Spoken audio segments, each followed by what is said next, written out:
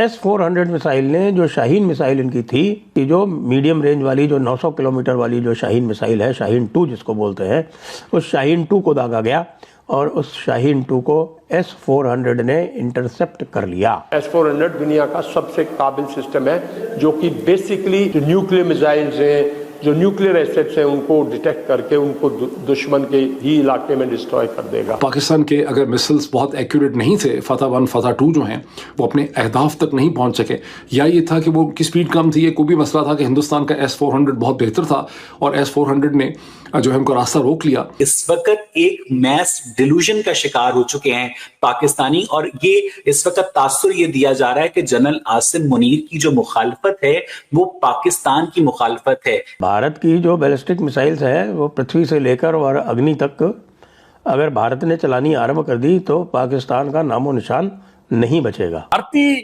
जो एयरफोर्स है, उनके जो एयर मार्शल हैं भारती जी आज प्रेस कॉन्फ्रेंस करेंगे और आज वो पूरी दुनिया को बताएंगे कि 6-7 की रात को जो कुछ हुआ था उसमें कितने पाकिस्तानी जंगी जहाज इंडियन एयरफोर्स ने मार गिराए हैं। आज वो विजुअल भी प्रोड्यूस करेंगे, आज वो सबूत भी देंगे। जब अमेरिका ये बोलता है पाकिस्तान में मौतें होती, हम आपके बड़े क्लोज फ्रेंड हैं, पाकिस्तान में धमाके शुरू। जो पाकिस्तान समझता है ना कि अमेरिका हमारा दोस्त है और अमेरिका हमें सपोर्ट करता है और हम अमेरिका के लिए बहुत इंपॉर्टेंट हैं, आई एम श्योर पाकिस्तान के कुछ कमेंटेटर्स हैं या थिंकर्स हैं जो सोचते होंगे ये, लेकिन आम पाकिस्तानी नहीं सोचते। जय हिंद दोस्तों, भारत ने विदाउट बैलिस्टिक मिसाइल चलाए ही पाकिस्तान को बर्बाद कर दिया, लेकिन खबरें आ रही हैं कि पाकिस्तान ने शाहीन मिसाइल जो कि 900 किलोमीटर रेंज की है, इसको दिल्ली की तरफ दागने की कोशिश की, लेकिन भारत की सुदर्शन चक्र S-400 ने इसको नेस्तनाबूद कर दिया। जैसे ही उनको पता चला कि ये फिर एक न्यूक्लियर वॉरहेड से युक्त मिसाइल दागने वाले हैं, तो भारत ने इनके सारे एयरबेस पर धमाके करने शुरू कर दिए। 11 एयरबेस इनके नेस्तनाबूद कर दिए, इनकी लॉन्चिंग कैपेसिटी बंद कर दी। 400 मिसाइल ने जो शाहीन मिसाइल इनकी थी, अब ये पता नहीं क्योंकि शाहीन मिसाइल के 3 वेराइटीज़ हैं। शाहीन मिसाइल की 3 वेराइटीज़ हैं, एक 700 किलोमीटर की रेंज की है, एक 900 से 1200 किलोमीटर रेंज की है और एक जो है वो 2500 किलोमीटर रेंज की है। यही इनकी 3 रेंजेस हैं। तो ये समझा जा रहा है कि इसकी जो मीडियम रेंज वाली जो 900 किलोमीटर वाली जो शाहीन मिसाइल है, शाहीन 2 जिसको बोलते हैं, उस शाहीन 2 को दागा गया और उस शाहीन 2 को S-400 ने इंटरसेप्ट कर लिया। और इस मिसाइल के दागने के बाद फिर बाद में भारतीय सेनाओं को ये पता चला कि वो अगली शाहीन मिसाइल दागने जा रहे हैं अमृतसर पर, और उसी समय भारत ने, और वो दागने जा रहे हैं नूर खान एयरबेस रावलपिंडी से। उसी समय भारतीय सेना ने जो 11 एयरबेसेस थे वो उनको आधे घंटे के अंदर, 90 मिनट के अंदर, 1.5 घंटे के अंदर टारगेट करके नूर खान एयरबेस को भी डिस्ट्रॉय कर दिया, जिसके कारण उनकी जो भी लॉन्चिंग कैपेसिटी थी वो समाप्त हो गई और नूर खान एयरबेस का नूर ख़त्म हो गया। जब नूर खान एयरबेस का नूर ख़त्म हो गया तब उसके बाद भारत ने ये बताने के लिए कि तुम्हारी जो ये न्यूक्लियर कैपेबल मिसाइल तुमने दागी दी जो शाहीन 2, उसका जवाब हमारे पास किस तरह से है, उसके बाद किराना हिल्स के ऊपर हमारी मिसाइल्स दागी गई, जिनको कि बताया जा रहा है कि वो ब्रह्मोस मिसाइल्स थी। यानी भारत ने तो अभी तक बैलिस्टिक मिसाइल्स चलाई ही नहीं, और भारत की जो बैलिस्टिक मिसाइल्स है वो पृथ्वी से लेकर और अग्नि तक अगर भारत ने चलानी आरंभ कर दी तो पाकिस्तान का नामो निशान नहीं बचेगा। क्योंकि उसमें यदि एक कन्वेंशनल वॉरहेड भी लगा दिया जाए अग्नि 1 में या अग्नि 2-3 में, तो भी पाकिस्तान के बड़े बड़े शहरों को समाप्त करने के लिए वह पर्याप्त है। पाकिस्तान के अगर मिसाइल्स बहुत एक्यूरेट नहीं थे, फतह 1 फतह 2 जो हैं वो अपने अहदाफ तक नहीं पहुंच सके, या ये था कि वो उनकी स्पीड कम थी, ये कोई भी मसला था कि हिंदुस्तान का S-400 बहुत बेहतर था और S-400 ने जो है उनको रास्ता रोक लिया, वो नाकाम हो गए हमारे पाकिस्तानी मिसाइल्स।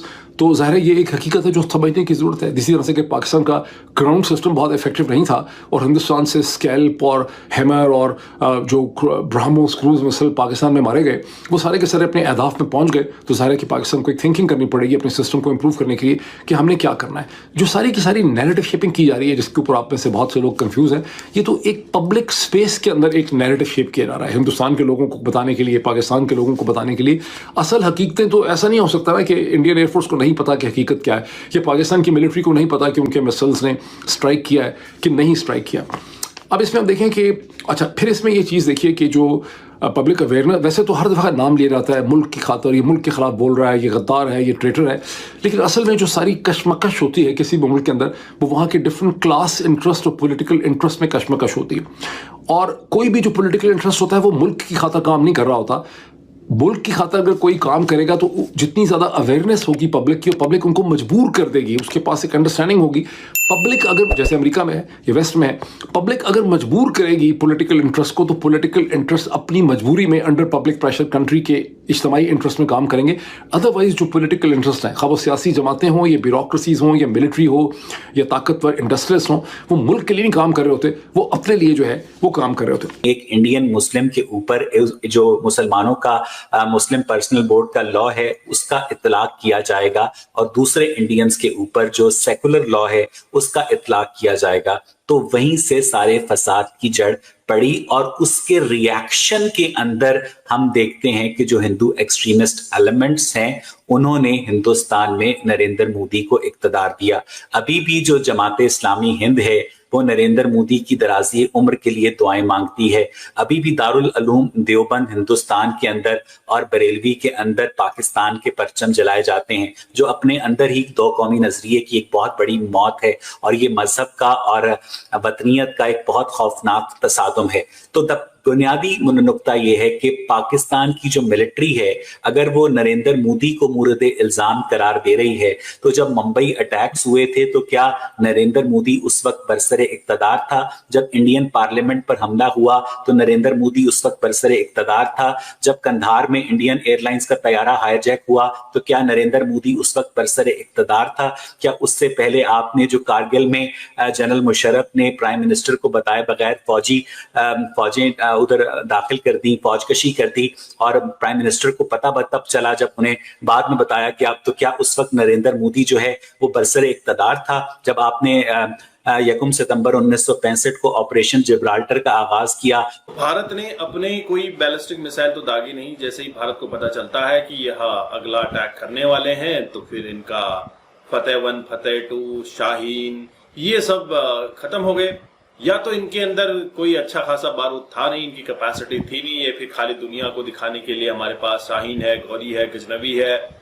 लेकिन भारत ने जैसे ही पता चलता है तो इनके किराना हिल्स पर ब्रह्मोस दागता है, और ब्रह्मोस दागते ही इनके यहाँ पर हाहाकार मच जाता है। अगर पाकिस्तान के एयरबेस भारत ने नेस्तनाबूद नहीं किए होते तो ये कंटिन्यू अटैक करता, सीज फायर की बात नहीं होती, और वहीं किराना हिल्स पर अटैक ना किया होता तो फिर अमेरिका भी बीच में आकर सीज फायर करवाने की कोशिश नहीं करता।